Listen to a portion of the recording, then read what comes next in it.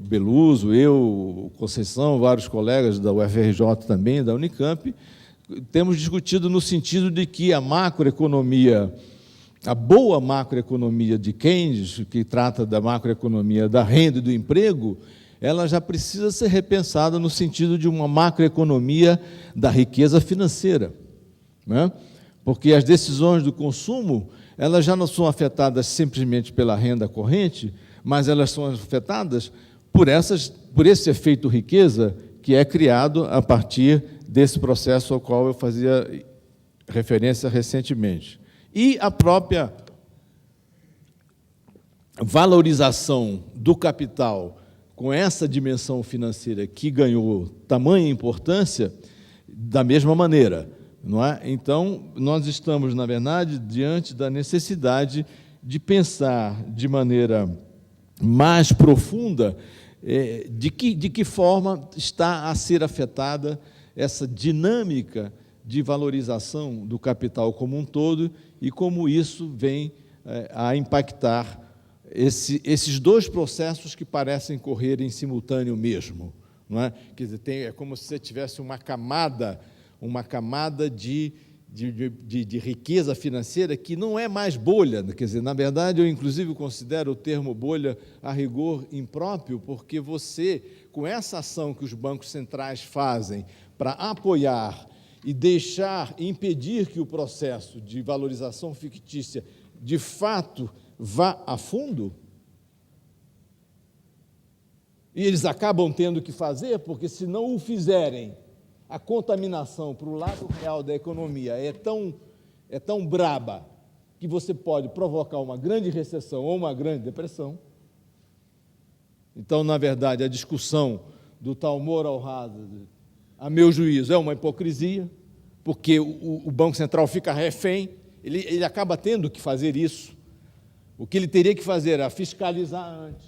intervir antes, tá certo? Impedir, vocês desculpem, que certas estripulias fossem feitas com uma antecedência, isso sim que teria que ser feito.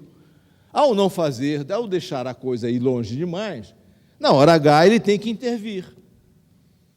tá certo? E ao intervir, não estoura bolha nenhuma, no fundo, imediatamente começa o processo que dá continuidade a essa camada de riqueza financeira que é como que estrutural, certo? Então, nós temos que olhar, restam-me 5 minutos, nós temos que olhar esse processo de capitalização financeira e temos que olhar em simultâneo o que está acontecendo com a formação de capital produtivo, com a criação da renda nacional, não é? Com a criação do emprego, que não vai lá nada bem das pernas no mundo inteiro, não é?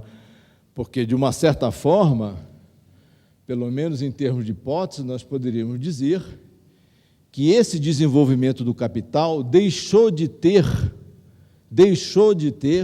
uma dimensão progressiva que o Marx viu no Capital,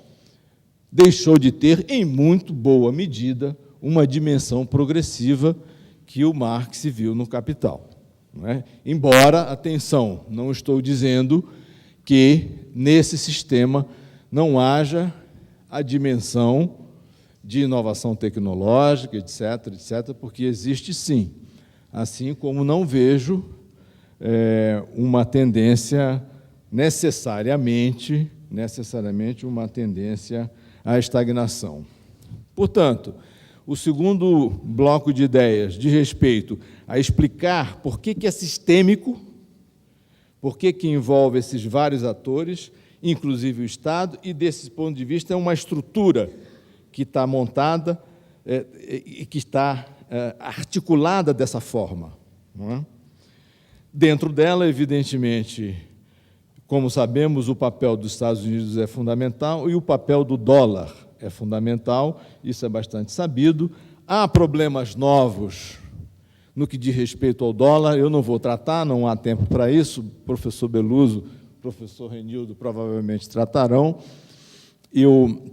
deixarei de fazê-lo. Entretanto, há novas tensões, digamos, em torno de um papel mais tranquilo que o dólar cumpriu até recentemente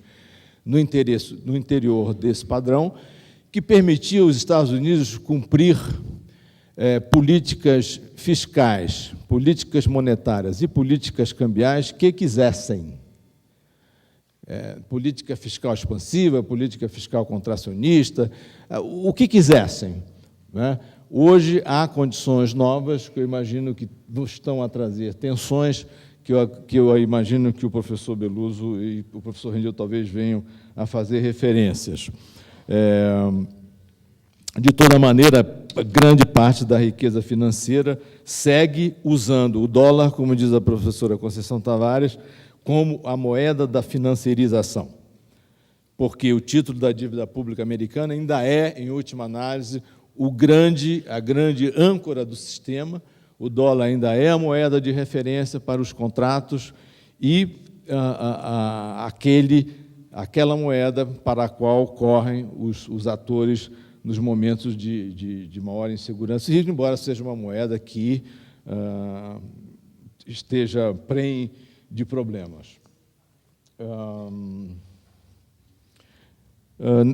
Portanto, agora já só me restam 3 minutos, eu queria concluir, portanto, dizendo que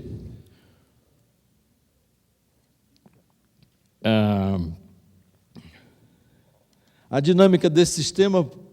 por fim, é essa que eu tentava assinalar, quer dizer, ela aprofunda a instabilidade estrutural que vários autores importantes do capitalismo perceberam, né, dentre os quais os 2 que citei no início, com a agravante de que os mecanismos que, porventura, existiram no passado e que davam alguma possibilidade de saída das crises, eles estão, a meu juízo, cada vez mais problematizados e estão comprometendo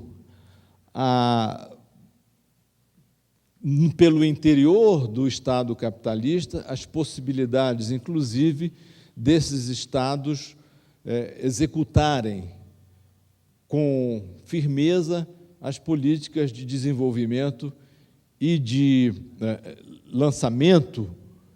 de distribuição da renda, de distribuição da riqueza, que foram